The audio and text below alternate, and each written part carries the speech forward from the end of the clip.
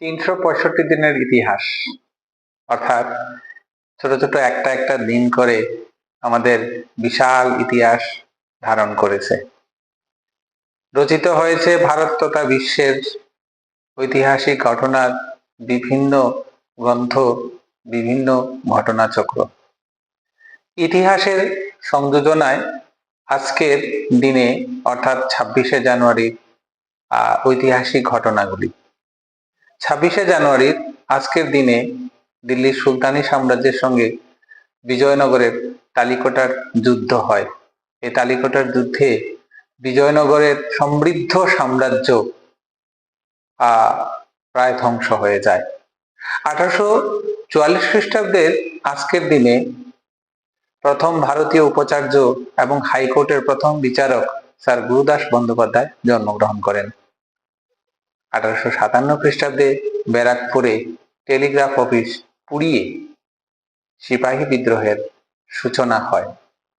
1888 খ্রিস্টাব্দে ওয়াশিংটনে প্রতিষ্ঠিত হয় ন্যাশনাল জিওগ্রাফিক সোসাইটি। 1889 খ্রিস্টাব্দে নাট্যকর্মী মনোরঞ্জন ভট্টাচার্য জন্মগ্রহণ করেন। 1924 খ্রিস্টাব্দের কেলুচরণ মহাপাত্র জন্মগ্রহণ করেন।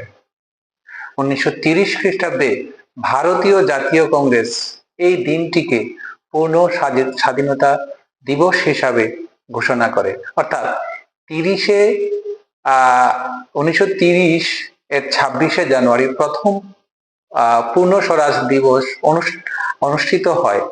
এই দিনটিকে স্মরণ করে রাখার জন্য ভারতবর্ষের প্রজাতান্ত্রিক দিবস হিসাবে ঘোষণা করা হয় 26শে জানুয়ারি, এবং এই 26শে জানুয়ারি আজকের দিনে ভারতবর্ষে প্রজাতন্ত্র দিবস পালন করা হয়, কারণ গণপরিষদ কর্তৃক সংবিধান গৃহীত হয়েছিল 1949 খ্রিস্টাব্দে 26শে নভেম্বর, আর তা কার্যকরী হয় 1950 খ্রিস্টাব্দের 26শে জানুয়ারি।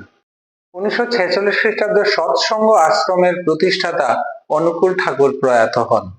আমাদের প্রচুর সৎসঙ্গী রয়েছে, তাদের জন্য এটা খুব গুরুত্বপূর্ণ, হয়তোবা সবাই জানেন, তারপরেও আজকের সংযোজনে এই জিনিসটাও ইনক্লুড করে দিলাম। 1950 খ্রিস্টাব্দে আজকের দিনে সংবিধান গৃহীত হওয়ার পর ভারতবর্ষের প্রথম রাষ্ট্রপতি হন ডক্টর রাজেন্দ্র প্রসাদ। 2001 খ্রিস্টাব্দে গুজরাটের ভূমিকম্পে প্রায় 20,000 মানুষের মৃত্যু হয় আজকের দিনে। 2001 খ্রিস্টাব্দে সঙ্গীত শিল্পী লতা মঙ্গেশকর আজকের দিনে ভারতরত্ন লাভ করেন। 2015 খ্রিস্টাব্দে বিখ্যাত কার্টুনিস্ট আর কে লক্ষণ প্রয়াত হন। 1937 খ্রিস্টাব্দের আজকের দিনে ফেডারেল কোর্ট অফ ইন্ডিয়া, যাকে বর্তমান সুপ্রিম কোর্ট বলা হয়, অর্থাৎ আজকের দিনে সুপ্রিম কোর্টও প্রতিষ্ঠিত হয়। 1950 খ্রিস্টাব্দে ভারতের জাতীয় প্রতীক হিসাবে জাতীয়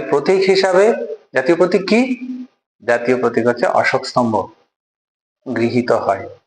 1965 খ্রিস্টাব্দে আজকের দিনে হিন্দি ভারতের রাষ্ট্রভাষা হিসাবে পরিণতি লাভ করে। এই ছিল আজকের দিনের প্রতিবেদন।